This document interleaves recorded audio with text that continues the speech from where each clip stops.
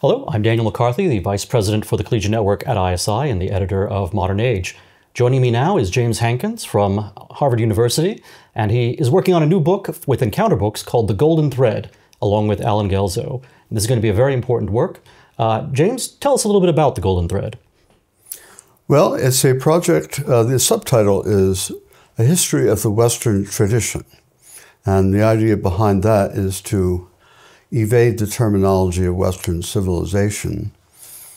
In this book, I follow the line of Sam Huntington that the West is a third-order civilization, and that we begin with Greece, and then Greece gets nested inside of Rome. Rome amalgamates with Jewish and Christian traditions in the 4th century, and then we have a period of what I call confessional government from the 4th century to roughly the 17th century, which I call Christendom. I'm changing the terminology a bit of Western Civ. But the idea is that we have several civilizations that are bound together by a golden thread of tradition. And we're trying to tell the story of that tradition and then how it gets modified by modernism. And this book is a foundation stone of sorts for, it could be for homeschoolers, it could be for undergraduate students. It seems to have a very wide potential readership. Yes, that's our goal. Roger Kimball was the one who talked Alan and I into doing this. He had the impossible task of appealing to high school seniors, college students, and then he said, anyone else who felt that they missed something when they didn't take a Western Civ class. And I've been trying to write for all these audiences, which necessarily means that it's on a rather high level, if I do say so myself. And I think that the high school students will have difficulty, perhaps not students in classical education, since they're so much better educated than others, but I think my own students at Harvard would have difficulty with it. But I want them to have difficulty with it. I want it to be challenging, and I want it to perhaps expand their cultural literacy, but also to give them a broader vision of this civilization that we have inherited from the past, and how it is part of them. They don't, even if they don't realize it, that they can't get rid of Western civilizations, plural, any more than they can get rid of their DNA. We are Western, whether we like it or not, and we ought to like it. We ought to be proud of it. Is the book a single volume, or is this the beginning of a multiple volume series? It's 2 volumes. I'm writing the first part from archaic Greece to 1500 AD. And Alan's writing the second part from 1500 to the present. They're going to be roughly equal, which is itself an innovation over the Western Civ tradition, because most Western Civ books, 2/3 of them are from 1800 onward, because they're focused on the modern world. And we're focused on trying to archaeologize the tradition, if you will, to show people the full richness of the tradition. So there are 2 parts, and I wrote what was supposed to be a 500-page book.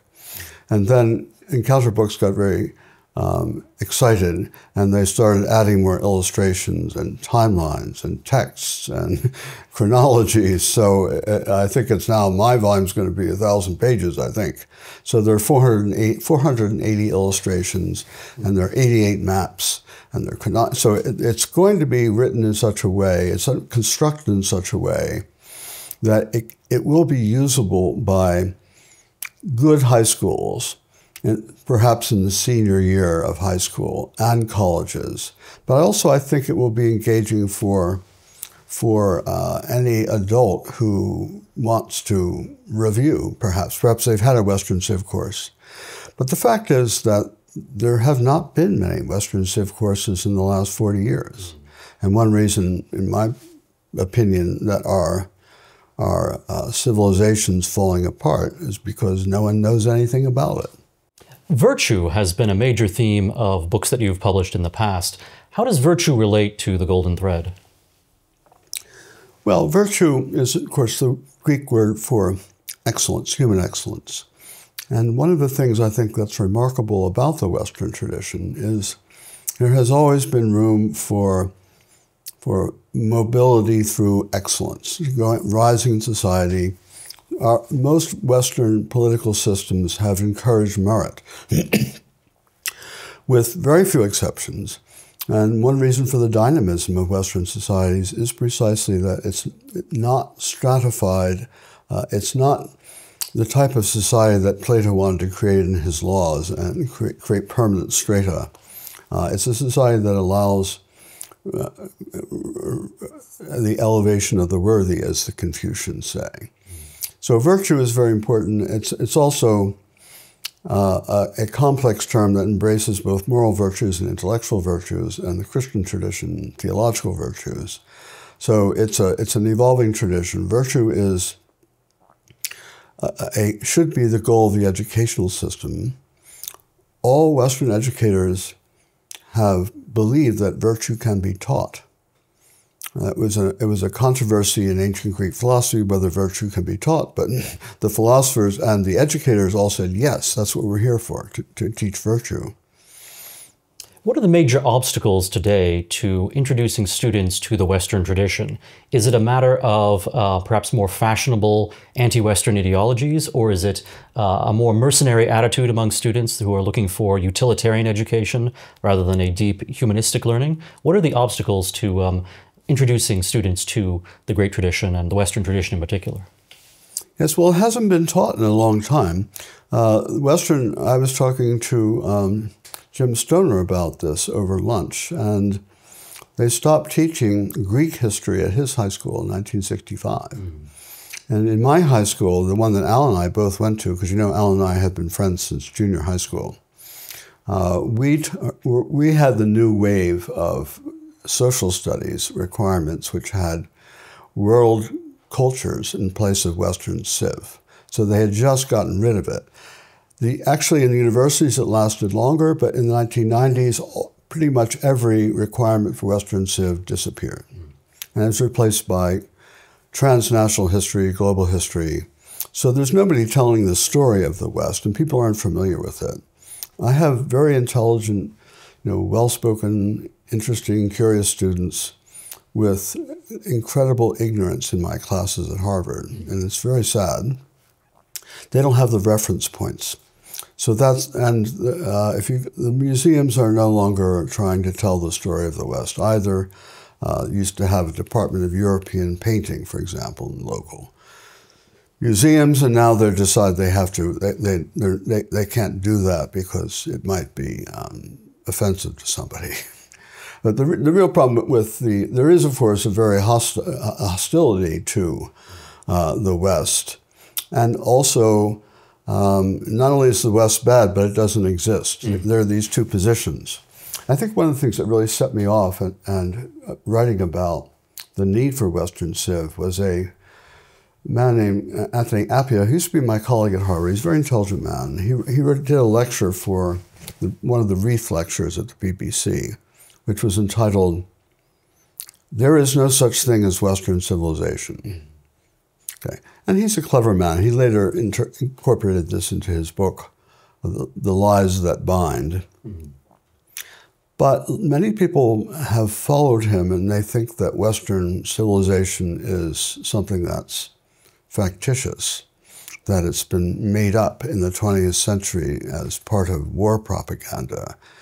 And it's true that the term Western as applied to civilization as a modifier for the history of civilization in the West is relatively recent, but it's not true that there's no such thing as Western civilization. And I've been teaching this my entire life. I started my teaching career at Columbia, where I taught contemporary civilization, popularly known as Plato to NATO, and we taught authors, great books from pre-Socratics to the 20th century. So I've been involved in Western tradition for a long time. You'll be amazed to hear that I talked the Harvard History Department into requiring Western civ in the 1990s. But then I went on leave and they quietly did away with it. We taught it for about 5 or 6 years. It was a required course. But so I'm very committed to the idea of Western civilization, and the idea that it doesn't exist, that it's factitious, it's a made-up concept, that you is just ignorant as far as I'm concerned.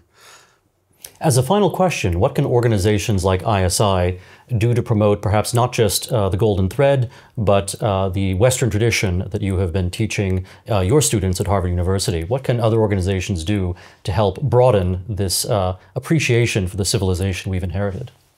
Well, I'm very encouraged about the progress of classical education in the country in the last 5 to 10 years. You know, the number of people in classical education has doubled, and there are studies which show it's going to double again very soon. Right now, there are 1 million people doing classical education, and classical education creates a better citizen than does, I'm sorry, sadly to say, than the average public school these days. I wish the public schools would do a better job. But I think that organizations like ISI can help to publicize the resources that are available. I know it's not your job to do teacher training, but you can do teacher inspiration. I think ISI does that very well. There's a great shortage of teachers now for classical education movement. And there's a shortage of, many states are now founding centers for the study of civics. They're parachuting them into state schools that have been taken over by illiberal progressivism, which is the polite word for woke. And they need teachers. They need instructional materials. They need to have a vision of how education can be reformed.